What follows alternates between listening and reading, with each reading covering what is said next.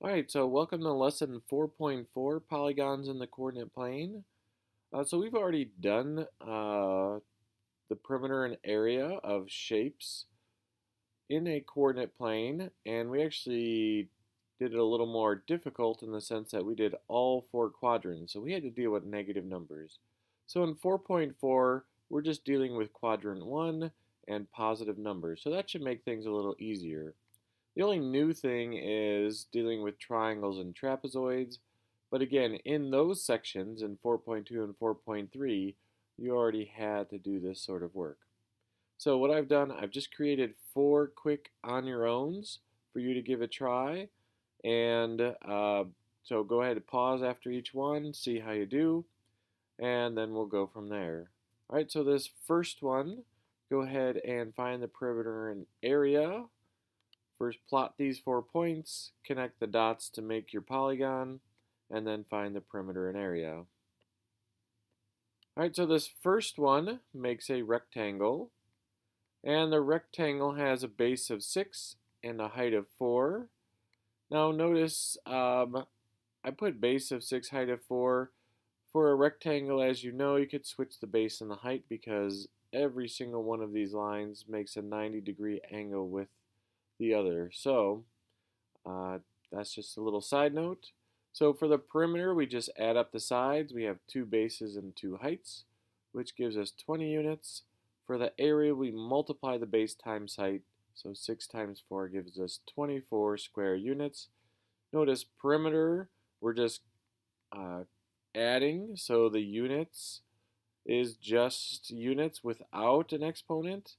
Notice when we are doing area, we are multiplying units times units. So units times units gives us units squared.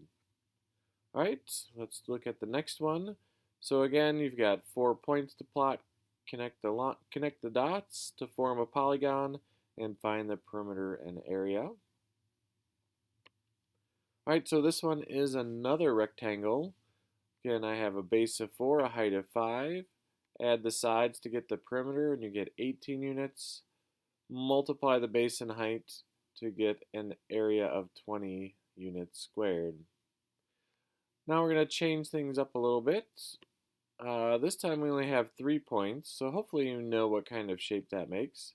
And you're only asked to find the area, not the perimeter.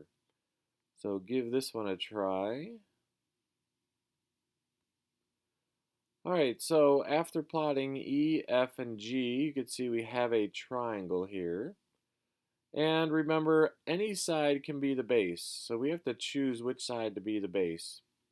Now, we're going to want a side that we can count squares easily to find out the length of the base. So the left side and the right side would be impossible to count squares to get the correct length of the base. So we're going to use the bottom, so the base is 5. Now we need to draw a line which is perpendicular or makes a right angle with the base and goes to the opposite vertex. And that height is 7. So the area of a triangle is base times height over 2, which is 5 times 7 over 2, which is, unfortunately, doesn't have anything to simplify, so we're at 35 over 2. Dividing 35 by 2, we get 17.5 units squared. So just a trick with the 2's, when you have an odd number like this, go to the, subtract 1 from it, go to the next lowest even number, so 34, and do 34 divided by 2, and that's 17, and then just add a 0.5, so that gets you up to 35 divided by 2.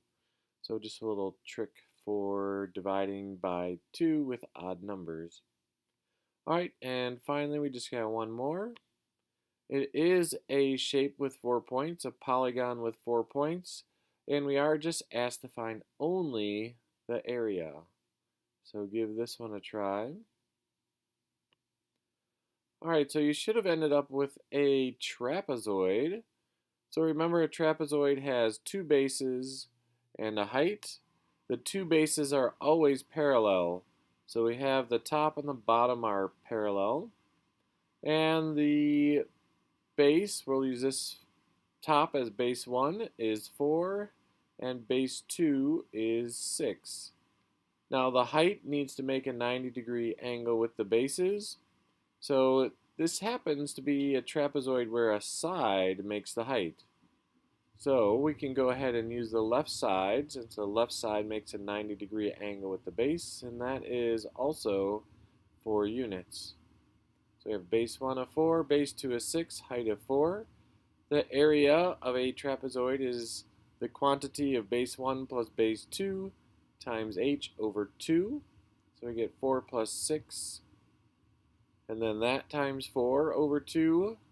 So we have 10 times 4 over 2. The 2 and the 4 simplify. And then we have 10 times 2 is 20 square units, or 20 units squared. Alright, so that's a quick overview of 4.4.